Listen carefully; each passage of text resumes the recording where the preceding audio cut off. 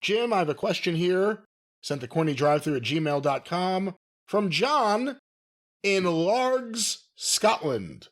That hit where? He's in Largs, Largs, Scotland.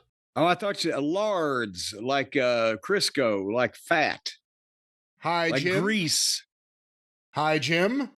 I was wondering if there has ever been any protocol for if a wrestler suddenly has extreme diarrhea during a match.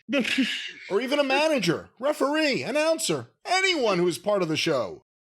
And if you have any stories where something like this took place. Well, no, didn't we just talk about yourself in a match not long ago?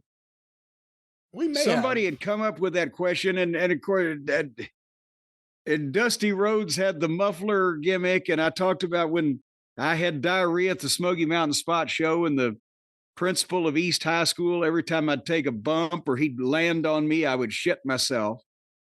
But I guess it doesn't happen as much in the old days, or as much now as it did in the old days, because people wrestle less often. If you're working for a big company, if you're shitting yourself, then chances are they're going to say don't work, but you'll still get paid.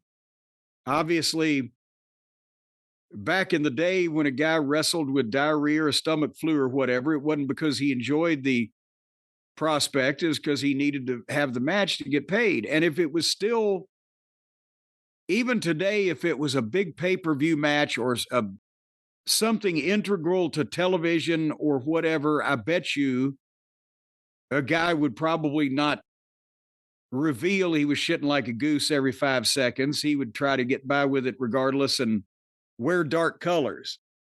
But it's going to happen as a course of life.